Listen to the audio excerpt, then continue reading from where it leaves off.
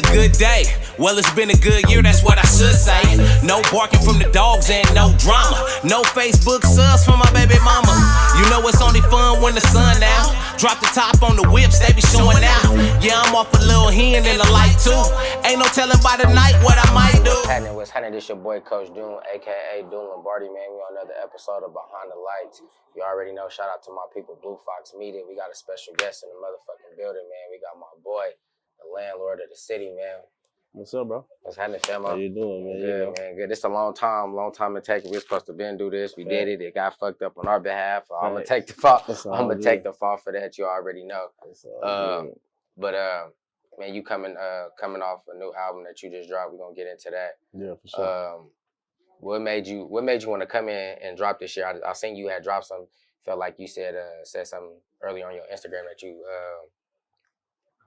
that you felt bad for not dropping last year for your fans and shit like that. Like, yeah, I mean, I just felt like I took a step back and I ain't pushed myself to my full potential. You know, just dealing with the same life issues, and I was regretting it the whole year. Just like, man, I ain't dropped no music, I ain't dropped no videos, I just wasn't pushing my career like I was supposed to, and I was reminded of that by a lot of supporters and fans. They just got, so they just got me on my music tip, and I just made a promise to myself, 2023, I'm gonna try to drop 4 albums, and even a mixtape, if I can. 4 albums? 4 albums, an album every quarter, probably, 3 or 4 at least. So that means you really been in the cut recording it, cause like I've been peeping, I've been watching like your album releases kind of been like every 2 years. And yeah, for sure. And then after I want to say 2021, you kind of dropped like back to back. That's why I'm kind of surprised that like you feel me, you feel like you disappointed. So I feel like you came and dropped a lot more than you usually do. For sure. But like I think for an artist, sometimes it'd be cool to fall back so you could kind of get your mind right too. I think it's the best thing, but I just feel like I need to have a year where I actually work. I just feel like I ain't had one of those years where I was just, feel me? I feel like my artistry, I'm cool with dropping once, fall back, just making sure I'm critiquing all my craft, but I haven't had that year where it was just back-to-back videos, back-to-back songs. Like I just want one of them years where I just go all out, because I be feeling like if I'm asked should I be on a higher level than I am, I honestly sometimes I be thinking like I ain't push it to the limit to say that I should be in a better place. You feel me? I want to give myself one of them years where now it's like I should be in a different spot. Spot type shit. For sure. All right, so we're gonna rewind. So give me, what was it like growing up in Vegas and being Pee Wee? Feel me? Before Landlord. Yeah, for sure. Man, just young, wild, never really living for tomorrow. We're really just living for today, just doing everything just sporadically and not even thinking about the consequences, keeping it real. And also just having fun too, just young, wild, having fun. But just like I said, my thought process was very short. I wasn't thinking ahead at all, keeping it real. Was that like part of your environment, as far as like what you got in your environment, what you was raised around? 100%. It's definitely the environment don't allow you to really think further than the moment. We ain't really have room to dream that much like that. Like I feel like once you grow up a little bit and see other stuff, I think we're just small ass city, man. We just trapped in here for so long, and this is all we think exists. And keeping it real, I wasn't even thinking about the whole city when I was Pee Wee. It was just the West Side. Keeping it real, I was trapped on I go to the Strip. It felt like I was going out of town type shit, because I was just trapped in, just like I said, the West Side, and that was as big as my life was. People don't understand that, like. When I go out to different states and different cities, and people be like, it's just the Strip, like in Vegas, and I be like, nah, it's more than just that. Like, you know what I'm saying? If you come off that Strip, like it's different shit that's out there. But so this part of your environment, you growing up, what made you want to push like rapping? What made you feel like, okay, like I'm gonna be a rapper? I mean, just to be 100% honest, I felt like, what could I do where I don't need a college degree and I can make a lot of money? And I was just music, and I also felt like music was kind of like our culture. It was a way to be able to talk about our life in an art way, you know, like in a creative way. And you know, I learned that people kind of take heed to that, and they support that, and you might be able to make some money and build a career out of it. So I felt like that's my only thing I can do to get away from what I was in. You know, I tried going to college after high school. I went to Bellevue Community College in Seattle for about 9 months, and that wasn't it. So I was just, when I came back, I was like, man, I gotta do something different, and music was it. How was Seattle like? Explain that experience, because it's different, but I feel like Seattle, like, they fuck with Vegas though. Like, they fuck with the West Coast, like, movement style. Seattle, I'm gonna keep it real. Just going anywhere besides Vegas was just exciting to me. Once I got to Seattle, I actually drove my car from Vegas to Seattle, and just being in Seattle, like a whole nother city. I'm like riding around with my windows down, you know, and it just felt beautiful. I'm going to gas stations without having to have a gun on me. I'm just like, oh yeah, this shit lit. Going to malls and this shit just regular. I'm like, oh, this shit turned. Like just being in a new environment, and that's what I fell in love with. Just like being away. And that's where the rap dream kind of started at when I went out there. You know, I used to be out there freestyling, trying to come up with songs. So it started out there. And I feel like the only reason it was able to start because I got rid of the environment I was in. You know, I was able to think and have days where I actually had days where I had nothing to do out there. In Vegas, I never, it was never that. You know, I was getting pulled with whatever way, you know, for whatever reason. But when I got out there, I had time to sit and think. And that was just kind of where I made the plan at. And then, of course, you know, you could take somebody out the streets, you can't take the streets out of them type shit. Got into it with some niggas out there, and a whole bunch of shit went on, and had to get back to the city. Right, had to come right back. Come back. All right, so the rapping career. So from what I can remember, from what I can start from, So Much. For sure. So Much. For sure. That was a different time right there. And that's why I was in Seattle. That's why I was in Seattle with. That's why I went to college. You was at the Repat? Okay, yeah. So that's like I said. That's what rapping kind of all started at. Where we was out there just rapping and trying to come up with ideas and shit. Damn. So that shit was pivotal. I don't even think y'all really know. For me, that was like the first time niggas that I know, artists that I seen that I know that that was already like popular niggas in the city, you know what I'm saying? And then not only that, y'all turn it up with the rapping, you feel me? And that shit just hit different, you feel me? That shit just was hitting different. So just explain that experience and like what you learned from that whole situation with So Much. That was the beginning. That was the beginning. It was like where music, kind of fell in love with making music. That was my first time actually recording songs, you know, in the studio. Before that, it was like just recording a cappella songs and passing them out at high school and shit. But after I came back from college, like we actually got in the studio, you know, and then being able to do one verse, that was kind of like, you know, different. That was tight. You know, I do one verse, you just, you know, so it was different just being in a group. It was a whole different ball game. It actually, you know, and then the titles and the songs that we rap about, we kind of gotta like mesh and collab on the thought process. But when you know, when you're a solo artist, you kind of just do what you want. But So Much was definitely the birth. I feel like we definitely made a mark in the city, and everybody supported us like out this world. So that was dope. That shit was there. That was dope. That was definitely dope. So now, boom, from there you branch off. You feel me? You go solo.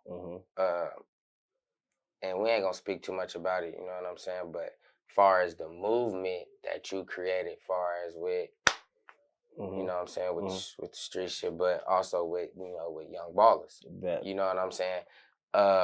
Explain that journey and how you was able to like, cause that's what I'm saying. The So Much shit was so pivotal. I think that y'all started making other niggas that was like niggas that was coming up that was popping. I'm finna rap. You know what I'm saying? Like that was the new thing now, you feel me? So explain that journey, how you was able to get different artists that you knew or some that you probably didn't know and to mesh and start pushing the Young Baller movement. Man, when I came back, like I said, when I came back from Seattle, I had that on my mind. Like anybody who's trying to do more than what we've been doing all these years. Let's go. Whoever stuck and feel like that shit more important, all right, cool. But when I came back, that's what I was on. And everybody that was trying to hang around me, you had to be on that. Like, I'm on some music. I'm trying to push my career. If you want to build your career, let's do it. We're not calling ourselves that no more. We're gonna call ourselves Young Ballers, just to kind of transition from that to a label. And and some kids that basically want to do something different. And that's really how that kind of came about. And everybody that was with it, you seen them with me. Do you wish that you would have knew probably more about like the music game and like what it take? Because I feel like I feel like for you was also building your music career, so it was hard to probably manage other niggas' careers and shit like that. For sure. But like from what you know now, do you feel like you wish you kind of would have played like a manager role, or even found the manager for all y'all to go to like a label? Like 100%, yeah, definitely. We had the movement, we had the story, we had everything. We just didn't have, like you said, a situation to push us where I can be an artist and don't have to, have to be a manager, and also just the whole the whole the whole like I feel like we was missing the internet. I feel like even without a manager, if we had the internet shit that's going on right now and had that, it would have took off. Cause MySpace and shit was out, but it wasn't like what Instagram and shit is now. Like all Twitter, like you feel me? Even YouTube. Twitter, like all that. Yeah, that's what I feel like that was niggas. That was the first thing niggas did. We shoot a video, just put it on YouTube. Yeah, and hopefully somebody get it in it. Hopefully somebody see it. Yeah. Hopefully somebody fuck with it. And then even back then, like I just remember taking CDs to California and walking through the mall trying to sell CDs. It's like now you can be worldwide, just a click of a button. You know what I mean? So we had it a lot harder. But I made sure that I didn't get caught up too much in my career where I didn't get them alley oops. Because every time I was like doing something, whether I found a video dude or I found a place to print up CDs, I made sure I shared all the information with everybody. You know what I mean? Just to try to put us on. And just to get that whole, like, watching Cash Money and watching Wayne start Young Money, it was like, I wanted to do that for my people too, for my partners and shit, especially the ones that wanted to, change their situation. I feel like now it's so crazy, like, if the streaming system wasn't in play, I feel like y'all niggas would be rich off selling CDs right now. For sure. Like, you know what I mean? Like, if it was still that era, like, of CDs, because far as, like, when it comes to the city, man, like you said, like, you probably called yourself the landlord, but you ain't start calling yourself the king of the city. You know what I'm saying? Because the people kind of gave you that name, like as you say in the album. Sure, you know what I'm saying? So I feel like if the internet was pushed, like how you said, a little bit sooner to where it was out of here. It was out of here. You know what I'm saying? It was out of here. And the fact that it's Las Vegas, and I think it would have been even more of a story, like, some shit going on in Vegas, besides the strip. Because it's still intrigue every artist that I still deal with, like the industry cats, like they still like, bro, what? Every time they watch one of my videos, I get a text or a DM like, bro, it's crazy. I didn't know. Like mother don't be knowing about like that, and then being from here, we see that it's expanding. You know what I'm saying? So it's getting larger. So it's more than just that strip. You know what I'm saying? And then like how you said, like niggas don't even know that we got hoods or whatever. You know what I'm saying? Like they clueless of it. So getting into that, we first off, just getting into the album. For sure. Far From Perfect out right now. Permanent Scars. Yep. I said Far From Perfect. Permanent Scars out right now. I'm tripping. What's your permanent scars, man? Man, it's so many different things that I consider permanent scars. Like for just to be to sum it up, just some deaths that you deal with is permanent, and it's like you gotta live life with that on your heart and on your mind, regardless of who you is. I think it's kind of like damn near inhumane to like keep watching people that you grew up with or was raised around leave the earth. It's kind of, that's a mind fuck in itself. And what was your question? More so, what's your permanent scars? Oh yeah. So that the death thing, and then the betrayal that you deal with, you know, from loved ones or people you felt like loved you. Though even that, like stuff you had to live with, like just watching somebody you felt like loved you unconditionally, whether it's family or friend, just like to the point where it's like you really feel loved by them, and then you just find out one day, like, damn, that shit all fake. It's, you know, you move on, but it's a scar that you can't forget. Like, this was my brother, or this was my girl, or this was my cousin, this is my brother. Like, that's crazy. And it's hard to deal with. So that's why I say it's a permanent scar. You just gotta live with it. You know what I mean? Because you had your fake love series. You know what I'm saying? And in there we learned, basically, you learn from the fake love that you received. You know what I'm saying? So now you come into these permanent scars. So you speak up on that. It's a few. I listen to it. It's deep. It ain't. I'm not gonna say usual landlord, because I feel like you gonna get this type of shit from me. You feel me? I feel like you definitely you not rapping like what the regular city rapping like. You know what I'm saying? For sure. The disrespecting the gangs and the cliques and all that shit, and you know what I mean. We'll get more into that, but your shit is really speaking like your pain. You know what I mean? Like your honesty pain. So when it comes to that, like your motivation to rap, like do you feel like it's the deaths that motivate you to rap, or is it more so like it's your pain reliever, like to rap? It's if that definitely makes sense. It's definitely a pain reliever, but I think my motivation is just to tell my story, tell what I'm going through and what I've been through. It's like I don't really like feed off of the pain, like, oh, now I need to make some music. It's just I'm gonna tell my story, and the next year I'm gonna be rapping about, you know, other shit that I've been through. You know what I mean? And the year after that, it's just like I wanna always stay vulnerable to the point where my life, I can put it in music, and my life lately has been pain. You know what I mean? Because at some point it ain't gonna be pain. You know what I mean? Like I'm just rapping what's going on in my everyday life. It's crazy that you say like being vulnerable, because us being like black men or whatever, like we don't like to be vulnerable At all. You know what I'm saying? We don't like to be vulnerable, so it's crazy that you even said that you want to be vulnerable. Is that more so like so your fans can understand you, so they could probably grab that deeper connection with you too as well? That too. That's definitely a big part of it, and just it's like it's a pain reliever for real, for real. Like just talking about it and rapping about it and letting everybody hear is like the ultimate. Like you stripping yourself naked.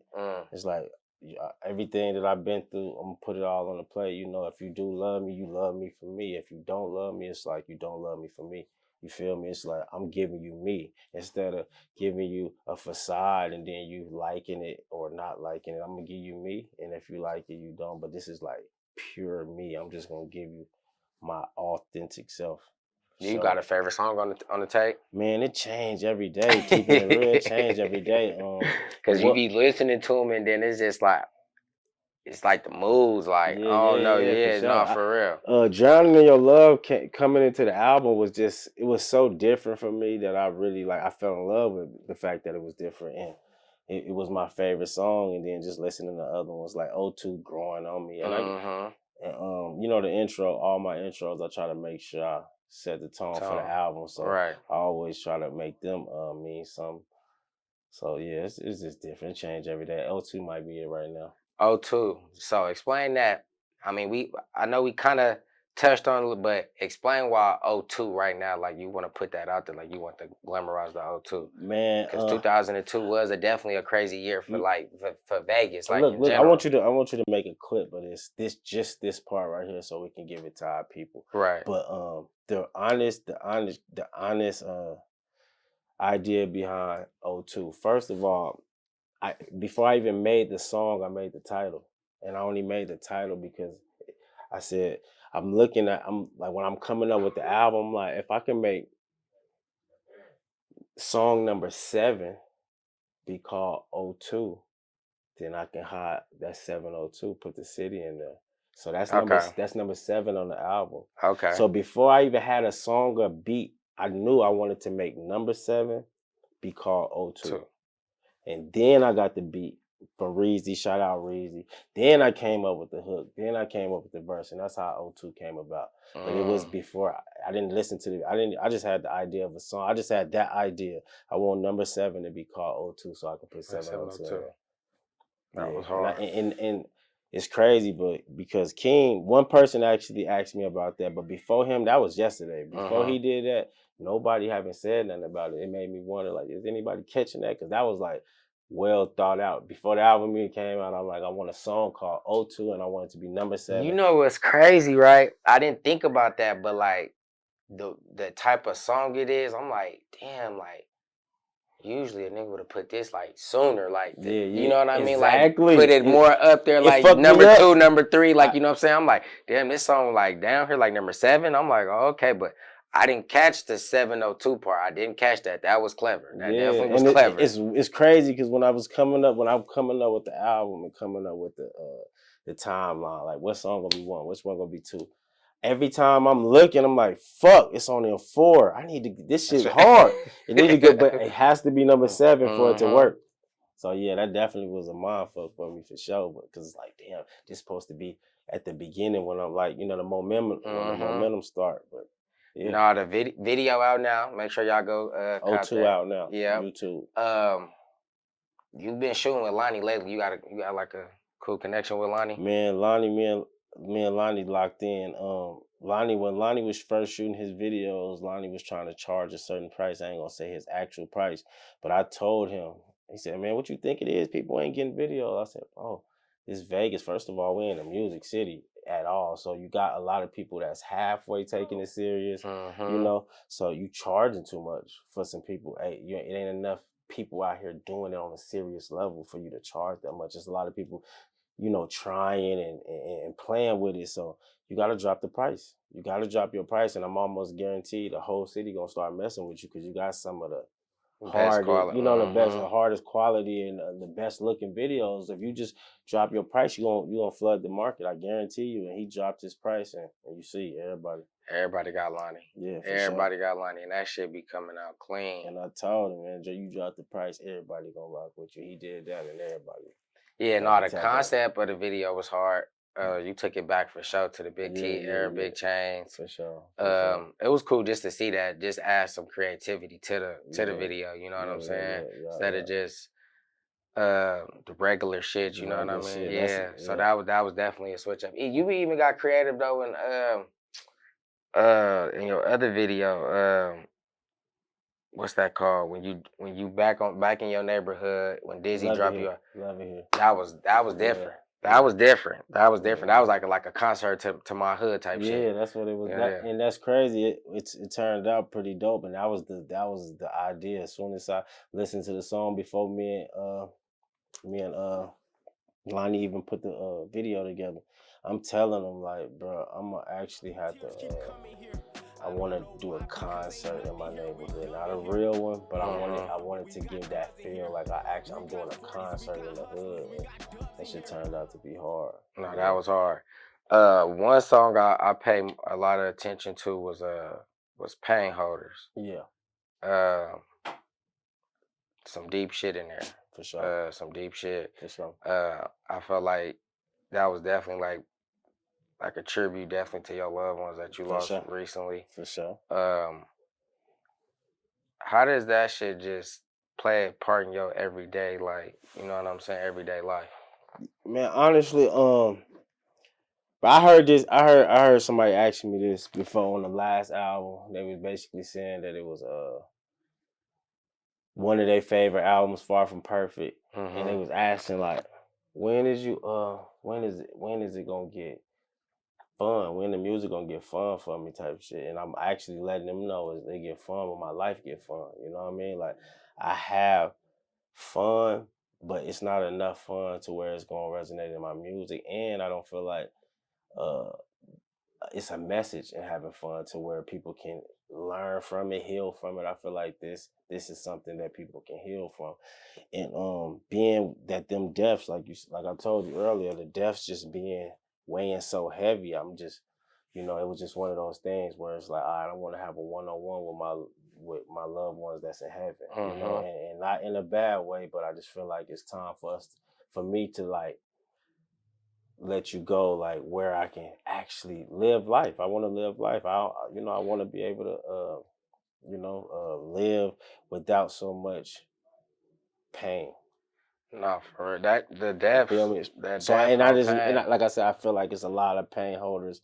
A lot of like when I record songs, not that I focus on making them relatable to everybody, but I had that in the back of my mind. Like this is something that I'm sure everybody is going through. You know what I mean? It's times where uh certain deaths stop your full potential, stop you from even doing like even sometimes it stop people from even dreaming. You might catch an athlete that's on his way somewhere, lose the wrong person, and it's over with. You know what I mean? It's like downhill. So I was just kind of like, all the people that's out there holding pain, and this is kind of like what we gonna have to do if we want to move forward. No, for real. That shit deep. It's definitely deep. Yeah. I think it's even a line on there, man, that on there that you say something like Mook hit the group text. Yeah, Like, you know what I'm saying? Mook hit the group chat like pray Pray for for Cap. Cap. Yeah. Yeah, that is so crazy. That's actually on I think that's on another song. Minors. Minors, yes. But okay. yeah, so I'm actually shooting the video for Minors, and Mook actually sent a video when he sent the group chat. He sent a video of him following the paramedics that Cap was in, because somebody in the group was like, "What? Like, what you mean? Like, I swear to God, I'm serious. I'm following the paramedics, and I'm gonna throw that in. I'm gonna throw that in Minors. I'm gonna put that part, that authentic part, like. No, that's gonna be crazy. Just to explain that, man. I know you and Cap, like, I know you older than Cap, but you and Cap was close. Yeah, for sure. You and Cap was hella close, sure. man. Explain like just the impact that he left. You know what I'm saying, on you. Man, bro, being honest, just growing up in our environments, you don't run into a lot of people that's actually thinking outside the box. You feel me? And Cap was just one of them people that we'll be on gang, and he'll be the one telling, like, bro, we gotta start saving our money. We gotta start. Then a couple more years, bro, we need to figure out how to own a house. We gotta go through the process. Like, he was just always trying to do something different than what we was doing every day. So it just drew me to him because he was always thinking, trying to do something else. Like, bro, we gotta do something else. And I'm just stuck, And only time I get to like dream is like when I'm having conversations with him, like, cause the stuff he was saying wasn't like we need to go to this party or that party. It was always something out of the norm, out of our comfort zone, but something that we needed to be thinking about. So, we kind of grew into like best friends, just probably like we always been close, but probably like 5 years before he passed, like when we me having a kid, and so life just kind of like grew us up, and them conversations just was something I wish I could have back for sure. No, for real. Cap was definitely one of the ones that was always thinking outside the box, man. And on top of that, just one person who I never ever heard really tell me no. Just stuff that if I needed him for something, or if I just wanted him to go, hey, go, I need to go do this. I need to go do this. I remember one time I was at the club drunk, like throwing up, and everybody just kept partying. He just stopped partying, told me, I'm taking you home. Literally took me home, made sure I was good, made sure I got in the dough and everything, and just, I'm gonna take your car. I'm gonna use your car, I'll bring it back, just to make sure I don't try to drive back off, and that was like something I never heard of, like, just a friend that's really like, fuck this party. You ain't right now. Come on.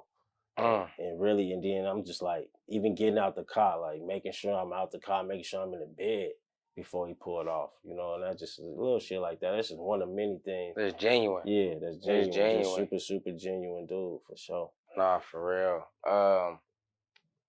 Even with that, man, you get into like MP.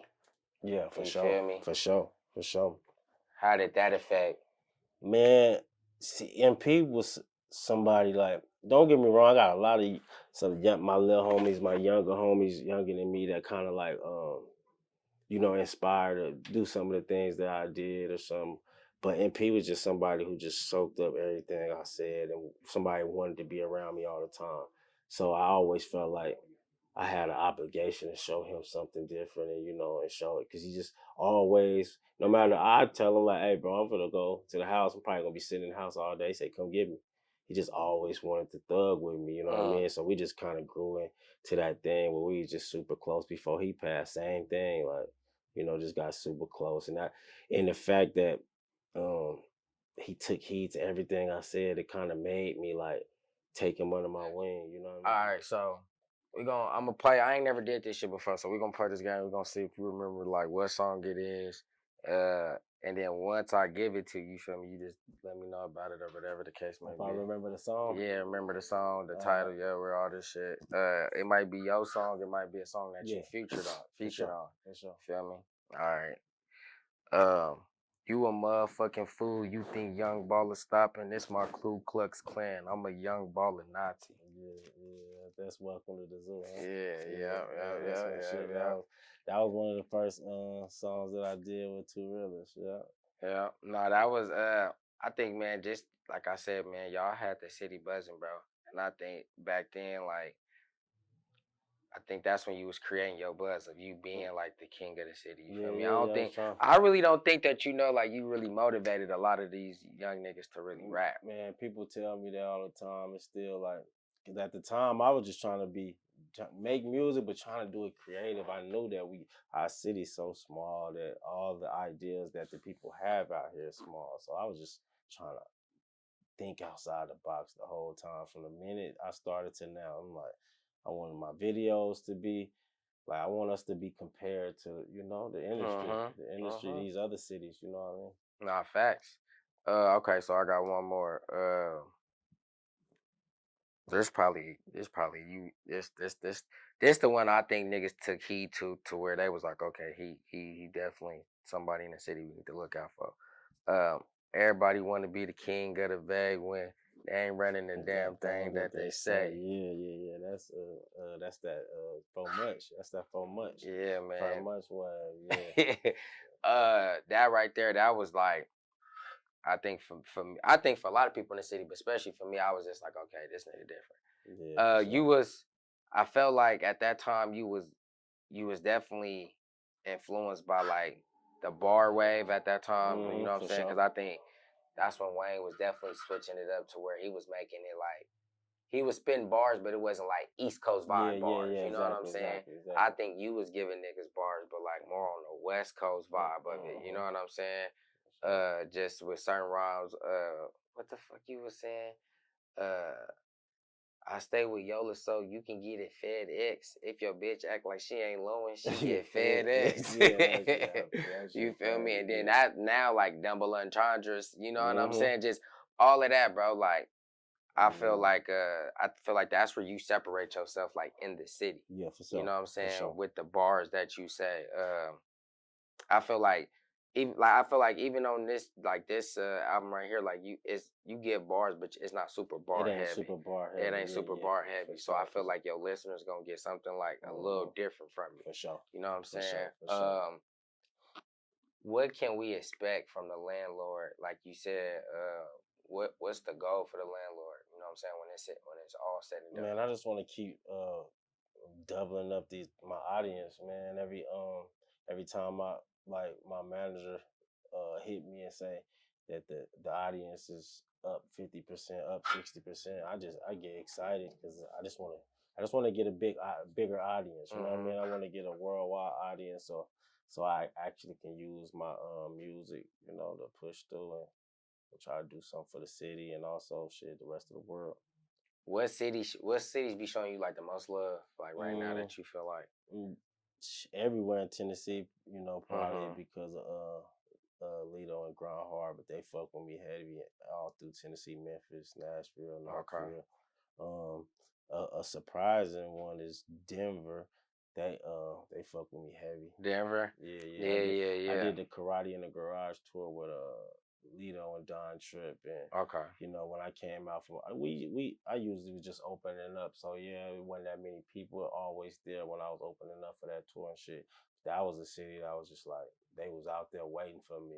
And I was like, For what the fuck? This is crazy. Dallas too. Dallas too. Yeah, Dallas too. Denver, one of them cities where I felt like they fuck with like local, like they fuck with like the like you not mainstream, but you on your way type of, you know what I'm saying? I think they look for like those type of artists because they like to blow them up. You know what I'm saying? Like they like those type of cities like to say like, okay, we heard him first. For sure. And I feel like it's always a good tour spot too. Yeah, you feel me? You always gonna. Exactly. What's up with you? Gonna tour on this or what you gonna do? That's the next move for sure.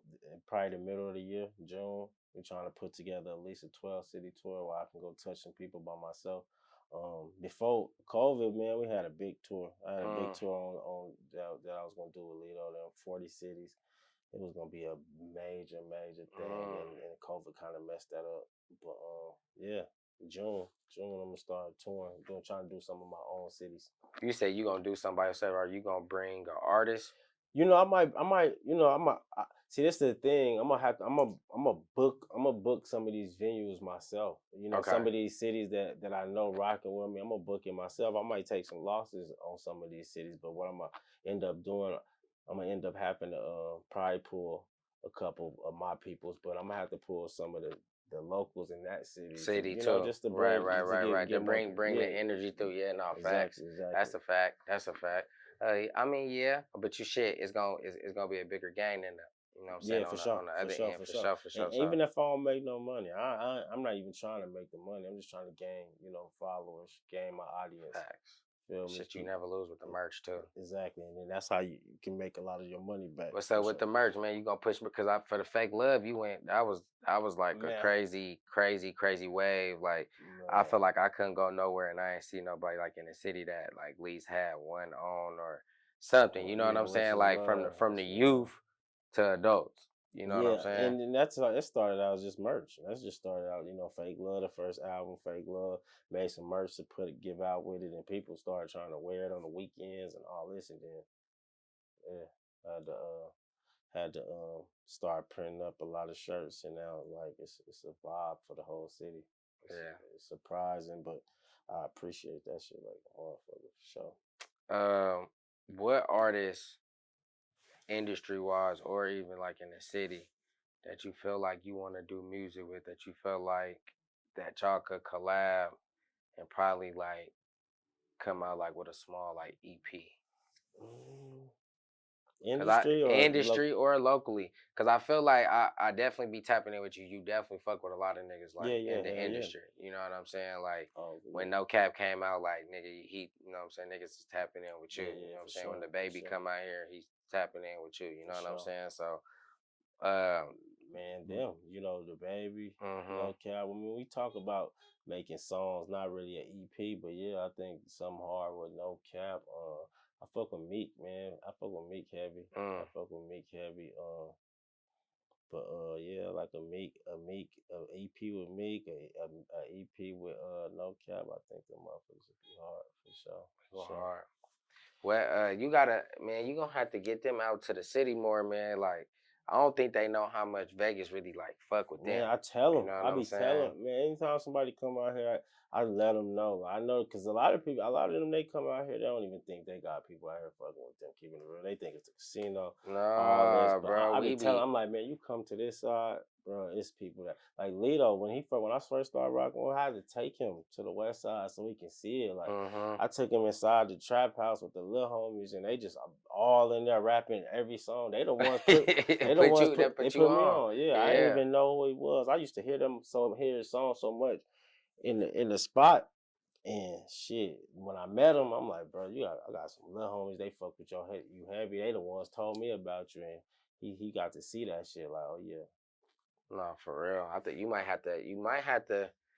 You ever thought about putting on like a show out here? As far as like not even you like maybe performing, but as far as like you in a way like promoting, like helping artists get on. For sure. You know what I'm saying? Even like industry wise, cause like we see now like the Money Bag Yos, the Futures and all of them shits, like they coming out here, but like the openers, like how you said, like it's the locals from the city. You know what I'm saying? So man, that been like a big show been on my mind heavy, just like trying to take the top 10 artists out here and put on a big show, and even bring some of them artists if I can to come to the show and just come hang out. And yeah, even I even thought about doing like a mix, like an album, well, really an album where 1 through 13, 1 through 14 be me featuring a Vegas artist, and have 14 different Vegas artists, and just, make the whole album feature a Vegas artist. That's hard. That'd be hard, I think. No, that'd be hard. You might have to put that on the bucket list and do that. For sure. I'm definitely. I ain't gonna sleep on it. I definitely want to do that. Cause it's definitely some talent, man. Like I said, like you broke the mold for motherfuckers that want to rap, and then the ones that heard you rap that start rapping, they broke the mold for more of them. That, you know what I'm saying? Like now, like a nigga, I think like back then, like you can name the Vegas rappers on your hand. You know what I'm saying? Now you can't. It's too many. It's too many. And I dreamed of that. I actually dreamed of that when I first started rapping, bro. I just was hoping, like, bro, I want to be a music city. I want us to have a lot of artists. I want us to have these platforms where we can promote our music on. Like, I want our city to embrace artists, like the artistry out here. And now it's like different platforms, and it's hella artists, and that shit is just a beautiful thing for sure. Oh, that's hard. Is there anything that you wanna say to the people, man, about the album, whatever the stuff, man? Let them know where they can find you at. Let them know what's going on with The Landlord. Yeah, man. Permanent Scars is out right now on all platforms. Y'all gonna pick that up. I got the Permanent Scars documentary out on YouTube. Y'all go fuck with that. Yeah, we checked it out. We was watching it. Yeah. Love. And yeah, man, just be looking forward to a lot of music this year. I'm trying to put out a whole lot of music this year. And that, like I said, the album featuring all Vegas artists, I want to do that shit too. So shit, stay tuned. Nah, you told me before you gonna put out some every quarter. So June. Listen, Vegas, listen, people. Whoever watching this, we gotta hold him accountable to this. You feel what I'm saying? He gotta drop every quarter, like how he told me, because we know he come outside and then he'll go back. You feel me? He gonna drop some he drop an atomic bomb on the motherfucking city, and then he leave. You know what I'm saying? And then drop another bomb, and then he leave. So I think as the city, I think people excited. I'm excited for that. I ain't never.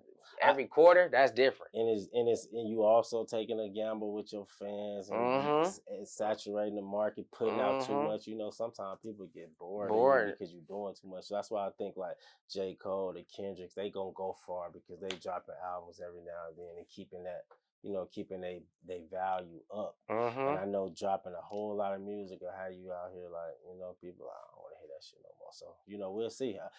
If the music live up to it, I think it'll be all right. I think everything will be straight. Nah, facts. Try to drop a bunch of more visuals too. Like dropping half of the album that I just dropped gonna be visuals. I feel like you don't lack on visuals though. Yeah. I feel like you don't never lack on visuals. Like I don't think like ever. I'm gonna be real, like ever. I think like anytime like you had like a song, like you dropped it, and then like if you had an album, like I feel like you always at least gave us like for sure. Like before the video shit was, you know what I'm saying? Like I feel like you ain't never lacked on the visual part. So no, that's dope. That's dope. Just want to keep getting creative and keep making the videos look different, man, and tell more in these videos for sure. No, that's a fact. No, that's a fact, man. We appreciate you for coming on, man. Behind the Lights, we know you a busy man. Album out, so I know you taking a lot of time. I appreciate you. You already know, man. This your boy Coach Doom, aka Doom Lombardi, man, with The Landlord. You already know what it is, man. Shout out to my people, Blue Fox Media, man. We out. Blue Fox Media in the motherfucking building.